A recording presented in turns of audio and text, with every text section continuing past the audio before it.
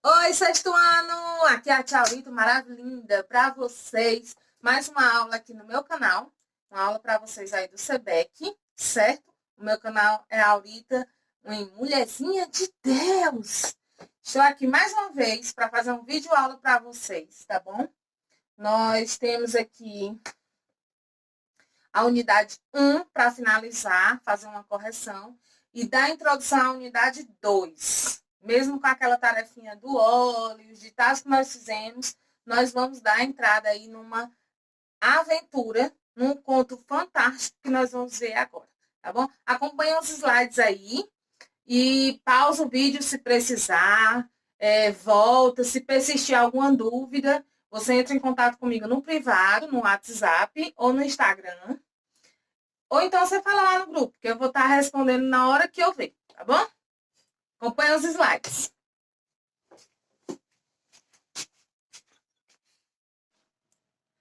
Bom, vamos corrigir, começar com essas páginas, né? Na nossa agenda, nós temos aí a correção das páginas 38 e 39.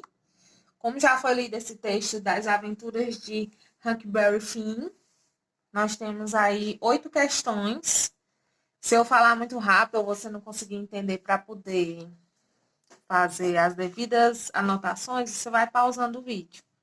A primeira questão, responda as questões acerca do trecho lido. Letra A, quem são os interlocutores da história e quem narra a história? É Huck Finn, Jim, que é J-I-M, Bill e Packard. Huck Finn é o narrador da história. Essa é a resposta da letra A. Letra B. Identifica as personagens principais. Como podemos reconhecer os protagonistas e os antagonistas? E qual é a personagem secundária e seu papel na narrativa? Huck Finn, Huck a gente chama com H, tá? É o protagonista. Bill e Packard, antagonistas, são contrários, né? Como se fossem os vilões. Aí a resposta. Os antagonistas são identificados porque oferecem um obstáculo ao protagonista na fuga do barco. A personagem secundária é Jean. Seu papel na narrativa é auxiliar o protagonista. Essa foi a letra B da segunda questão. Da primeira questão, a letra C. Em que espaço a narrativa se passa? Num barco naufragado. Terceira questão, no clímax, protagonista e antagonista chegam a se enfrentar realmente? Explique. Na terceira questão, não. Na terceira questão, não. Aí, ponto. Huck, Finn e Jim conseguem se esconder de Bill e Packard, que não há confronto entre eles. Eles conseguem fugir. Quarta questão. Com base na resposta acima, explique por que o clímax dessa cena é o momento mais emocionante do trecho transcrito. A resposta. O clima ocorre quando Huck Finn quase dá de cara com os antagonistas, mas conseguem se esconder e depois chegar ao bote. O suspense e o perigo tornam esse momento emocionante. Quinta questão, releia o trecho a seguir e responda as questões. Você vai ler esse trechozinho, que é exatamente esse quadro aqui, e você vai responder a letra A. Quem são os interlocutores do diálogo no trecho? Bill e Packard. B. Qual é a intencionalidade do interlocutor em tira essa lanterna desgraçada da vista, Bill. Justifique mencionando uma marca linguística presente na frase. A marca linguística pode ser uma gíria, um tipo de marca que não é a formal, certo? Vamos para a letra B, resposta. A intencionalidade é emitir uma ordem, o que é marcado pela forma verbal tira e também pela exclamação. Sexta questão, você vai ler o trecho, que é uma parte desse texto aqui, vem aqui. E tem um pontinho, ó, logo abaixo do texto tem um pontinho. Esse pontinho você vai ler e responder. Aqui o narrador explica que todas as ações se sucedem sem que as personagens dissessem uma palavra. Hulk estava liderando a ação. Como você imagina que Jim sabia o que devia fazer? Que tipo de linguagem não verbal ele podia ter usado? A sexta questão é um pouco pessoal, mas pode botar que ele observou a cena e as ações de Hulk, o Jim, né, que observou, e que é possível usar gestos e expressões faciais, que é a linguagem não verbal. Sétima questão. No desfecho da história, o protagonista alcançou seu objetivo? Que imagem ilustra mais adequadamente o fim do perigo dessa situação? Sim ou não? Alcança o objetivo? Sim. Ponto. Hulk, Finn e Jim conseguem chegar ao bote. A imagem utilizada para mostrar o fim do perigo é a da escuridão tomando conta da cena, pois eles não conseguiram mais visualizar as luzes do barco. Oitavo, nessa unidade, criamos interlocutores com alguns textos. Que tal colocar no papel uma conversa imaginária? Escreva uma carta bem curtinha, pequenininha, 3 a 5 linhas, mas eu deixo bem à vontade, em torno de 3 parágrafos. Em torno de 3 parágrafos. Cadê? Carta curtinha em 3 parágrafos, mas pode ser até 5 linhas mesmo, tá bom, tá suficiente. Que supostamente seria enviada ao autor da narrativa. O que que eu quero nessa questão, nessa oitava questão? Que você consiga, de alguma forma, entender a história, colocando em prática o contexto de interlocução, ou seja, você interagir com o autor do texto. 5 linhas, tá bom? Continuando agora na página 40, nós estamos vendo aí a revisão. Aqui na página 40, a gente vai dar uma lida, certo? Mais ou menos, sobre o gênero narrativa aventura. A gente percebeu, principalmente com o texto do Moby Dick, e com a redação que vocês fizeram tentando terminar, que a narrativa de aventura tem um espaço, que é o local onde acontecem todas as coisas. Tem um perigo, tem a tensão, tem um suspense, tem os personagens, protagonistas, antagonistas e secundários. O protagonista geralmente é o principal da história, geralmente é o mocinho, mas pode também vir a ser o vilão. E depois tem o antagonista, que é contra o protagonista, tá bom?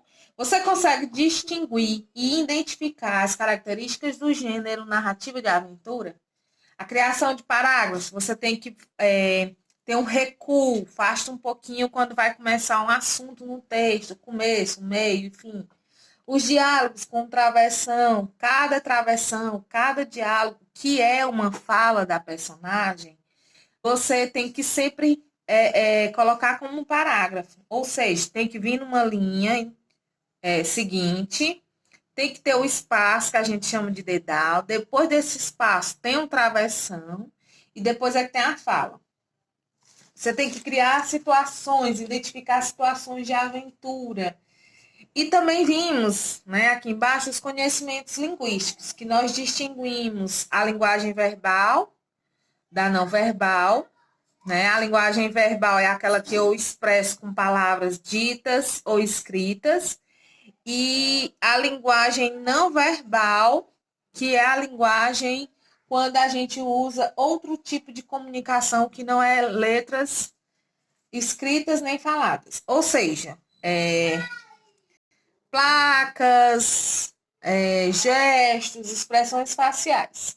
E por último, nós vimos letra e fonema. Letra é o desenho codificado, que tem um nome, e o fonema é exatamente o som que esse desenho, que é a letra, nos lembra. Nós sabemos que existe uma letrinha sem fonema no alfabeto, que é a letra H, e também, quando ela se junta a outra, forma um dígrafo. O dígrafo, geralmente não. O dígrafo é com a construção de duas letras que representam apenas um som, certo? Nós vimos essa aula bem detalhada, fizemos tarefa, não vou entrar bastante nesse assunto. Então, nós vamos para a unidade 2, que é o conto popular. O que vem a ser esse conto popular? Ele manifesta costumes de um povo, crença, língua, dança, música, festa, artesanato, o jeito que fala, o jeito que gesticula, todas as festas que envolvem esse povo, tudo que forma esse povo. Então, as primeiras ideias que a gente pode ver no conto popular da unidade 2, que nós vamos ver 2 textos, histórias daqui, contos de lá. As primeiras ideias, nós temos aqui, algumas questões que vocês vão fazer também, certo? Vão responder. Coloque no caderno só a resposta, não precisa colocar a pergunta, mas coloque o cabeçalho, né? Coloque português, página 41. E aí você vai responder essas 5 questões. Nessas 5 questões, a maioria é de forma pessoal. Então, por exemplo, primeira questão, por que algumas narrativas são transmitidas de geração a geração? Porque representam uma cultura, porque é uma história que um pai quer passar para um filho. Então, você vai colocar a sua percepção, tá bom? Por exemplo, a quinta, você costuma usar gírias em seu dia a dia? Onde aprendeu e com quem? Geralmente, gírias a gente aprende na nossa comunidade, na nosso círculo de amizades, tá bom? E aí você vai colocar gírias que você aprende no dia a dia. Então, assim, o que é o conto popular? É uma narrativa, faz parte dos textos narrativos, é uma modalidade oral, ou seja, a maioria dos contos populares foram passados, contados em rodas de conversa, muito difícil aparecer escrito, mas foi registrado, passa de geração para geração, contém gírias, contém palavras que só tem na nossa região, que é chamado de regionalismo. Vamos ver um exemplo. Por exemplo, botar boneco. É uma coisa que só tem aqui no Ceará. Se você for colocar essa expressão regionalista em outro estado aqui no Brasil, ninguém vai entender o que é botar boneco.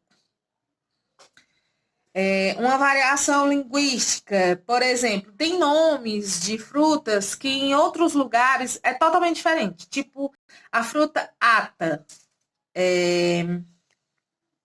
Em outros lugares é fruta do conde, pinha. Então, é uma variação linguística, ou seja, todas estão certas, porém é uma variação por conta da região. Tem coisas que em Portugal é diferente daqui do Brasil. Por exemplo, pão, lá chama baguete, né? Fila chama bicha lá. Então, assim, tem algumas variações linguísticas conforme o país, né? Na Angola, que também fala português, tem uma variação que muitas vezes você não vai entender quando você chegar lá.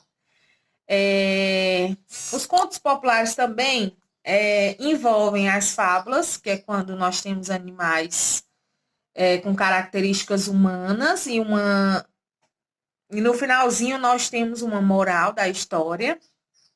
As lendas populares, as lendas urbanas, as lendas dos sítios, que a gente vai ver até na próxima aula, e eu vou pedir para que vocês leiam também, mitos que nós temos aqui da nossa cidade de Tianguá.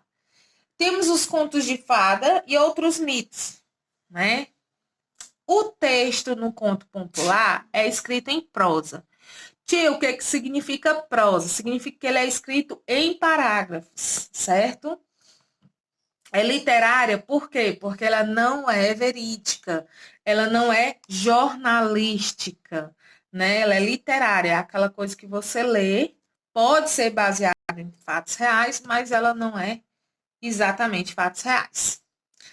E ainda tem uma poçãozinha, uma coisinha assim, uma mágica, uns poderes sobrenaturais, né? Vai ter alguma coisinha, algum evento no meio dessa história que vai ter alguma coisa que foge da lógica. Tem uma ordem cronológica linear Às vezes sim, às vezes não. O que é uma ordem cronológica linear? Isso significa, crono significa tempo, que vai ser assim, começo, meio e fim. As coisas vão se desenrolando uma coisa puxando a outra no texto. Um acontecimento. Por exemplo, de manhã não se via nenhuma assombração descendo a serra. Mas ao entardecer, olha, tá vendo Cronos, o tempo? Aí eu passo de manhã para o entardecer. Aí, no começo da noite, ouvia-se assovios, entendeu? No finalzinho da madrugada, ouvia-se ventos fortes que balançavam as árvores. Quando eu vou desenrolar a história nessa ordem cronológica, ela foi linear, ela pareceu uma linha. Então, eu comecei de manhã, depois foi entardecer, depois foi no começo da noite, depois no final da madrugada. Você entende aí a transmissão de tempo. E, por último, tem no finalzinho do texto, ele vai trazer um ensinamento, que é uma transmissão de valores. Qual é o valor? A responsabilidade, o que eu aprendo com esse texto, tá bom? É a transmissão de valores.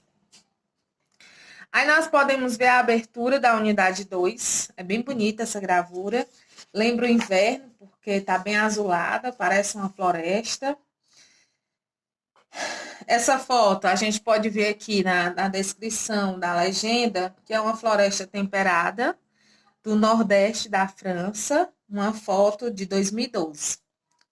Provavelmente aí tem aquele clima temperado, que eu acho que vocês já devem ter visto na aula de geografia.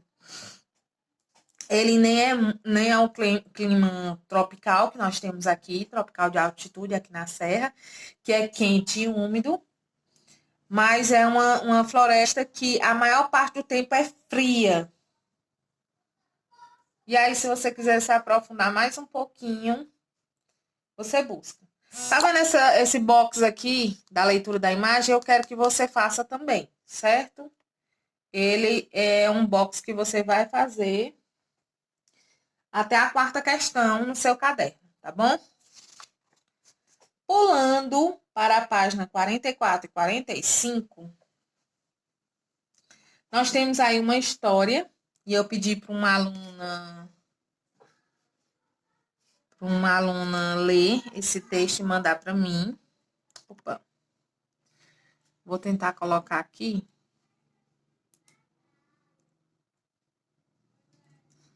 Deixa eu ver se vai dar certo.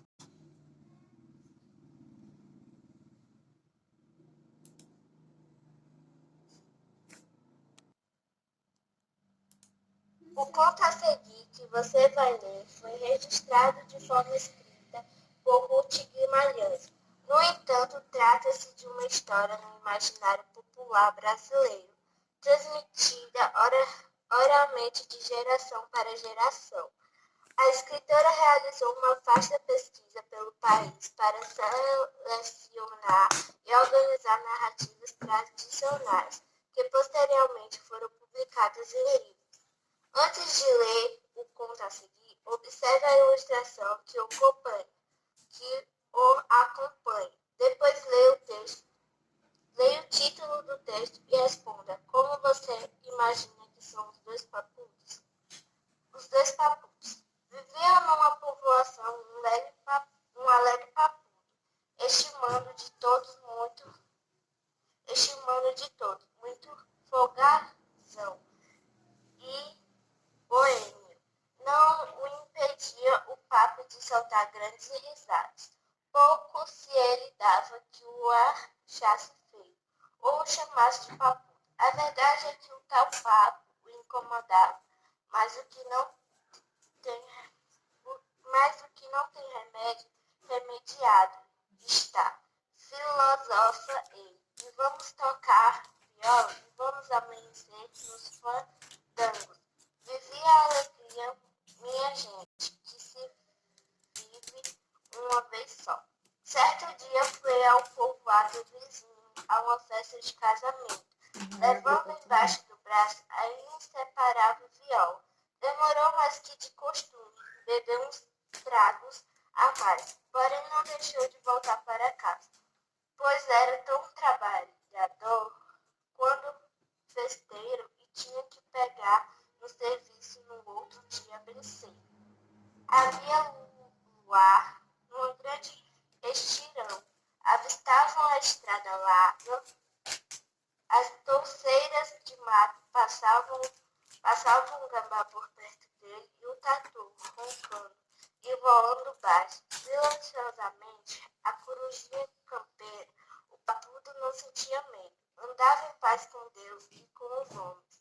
Os animais que adivinhavam nele, um homem de coração compassivo, também não tinha medo dele. De repente, ao virar numa curva, viu embaixo da fogueira brava, ramagulha, uma roda de anões, cantando todos com capuzes vermelhos, canchimbando com a brasa luzindo, a barba branca, comprida, descendo até a altura do peito. O que será aquilo?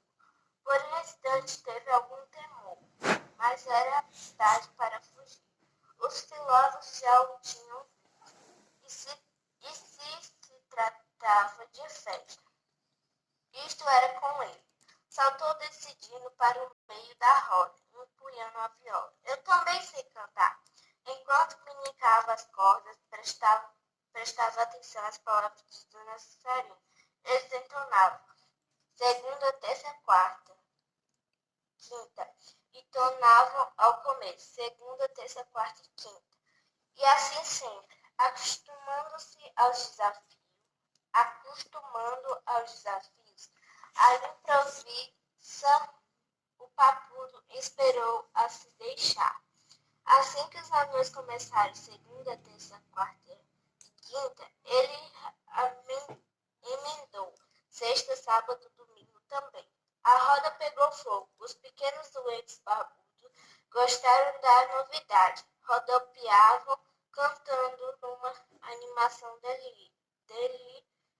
E foi assim a noite toda. E o papudo tocando e dançando. De madrugada, ao primeiro cantar do galo, a roda se desfez. O mais velho deles, o que parecia o chefe, perguntou-lhe: o que é que você quer em paga de ter tocado para nós? Eu até me diverti com essa festa, replicou o papudo. Mas peça qualquer coisa, posso pedir, seja o que for? Pode. Eu queria, disse ele, meio excitante. Queria me livrar desse papo, que me incomoda muito. O anãozinho arrocou o papo, agarrou o papo com as duas mãos, subiu pelo peito do papudo, firmou bem os pés, deu um arrancão. O papudo fechou os olhos. Agora eles me matam. De repente sentiu o pescoço leve, abriu os olhos. Os anõezinhos tinham sumido, não havia mais nada. Meio cinzento, despontava o dia. Sonhei, pensou ele, bebi demais naquele casamento. Passou a mão pelo pescoço, estava liso, sem excrescia nenhuma. Agora fiquei mais bonito, pensou bem, muito satisfeito. E aí deu com o papo jogando em cima do cupim. Arrancou a viola, agarrou a viola e foi para casa. Imagine-se a sensação que não foi o papudo amanhecer sem mais nem menos sem o papo. Que milagre foi esse? Perguntava. Papudo ria, papudo cantava, continuava folgazão como sempre, mas não contava a aventura, de medo que o chamasse de louco e não acreditasse. Esse moço tinha um compadre que também era papudo. Ruth Guimarães. Agora é a página 46. Uma contadora de história. Ruth Guimarães nasceu em 1920, em Cachoeira Paulista, no interior de São Paulo. Formou-se Bom, aí ela leu as páginas 44 e 45. Na página 46, Eu acho que eu não coloquei aqui. Nós temos... Eu vou colocar o livro. Nós temos o vocabulário. O vocabulário na página 46, nós temos aqui o vocabulário com algumas palavrinhas desconhecidas. E eu quero que vocês leiam cada uma delas, termine o texto. Leia Ruth Guimarães, uma contadora de histórias. Depois nós temos aqui as atividades de 1 a 9, que vocês vão fazer só resposta. Nós temos os quadrinhos verdes. O primeiro quadrinho fala sobre o conto popular, que é a tradição oral, que a gente já falou sobre os poderes sobrenaturais, e a tradição de passar em rodas de conversa. Nós temos o segundo quadrinho, que é os contos populares demonstram um momento histórico, algo que está acontecendo naquele momento, que traz uma ordem cronológica, que pode trazer, além das notícias da época, uma parte cultural. Certo? Outra coisa que eu quero que vocês façam é, além de ler o vocabulário do texto e sobre a biografia da autora Ruth Guimarães, que vocês numerem os parágrafos como nós fizemos em sala de aula. Cada parágrafo você vai botar um número. Na próxima semana a gente faz a correção. E esses quadrinhos aí, anote aí, que é esses verdes que eu falei agora há pouco. E vamos para a tarefinha de casa, certo? Só preciso da resposta. Sempre coloque o seu nome, a página de português que você está fazendo e coloque o número da questão. Para casa, você vai fazer a página 41, 42, numerar os parágrafos do texto, que começa na página 44 e vai a 46. Depois, você vai responder a página 47, que essa que eu mostrei agora há pouco. E página 48, que é essa daqui que eu estou mostrando. Vai ler aí questão de um retângulo de provérbios, da página 48, que são também conselhos, são ditos populares que foram atravessando gerações através da oralidade, ou seja, conversando. Tá bom? Nós vamos ficar até a página 48. E eu tenho uma dica de filme para vocês. Eu vou linkar aqui abaixo do vídeo o filme do Chaga da Onça. Tem um livro sobre ele que nós vamos ler semana que vem. E eu vou mostrar para vocês o filme que foi todo feito por artistas cearenses. A maioria foi feita e dublado por artistas de Tianguá. Vocês vão até reconhecer algumas vozes. E eu vou deixar linkado para que vocês vejam, tá bom? Façam a tarefa de casa e um beijão. Tchau!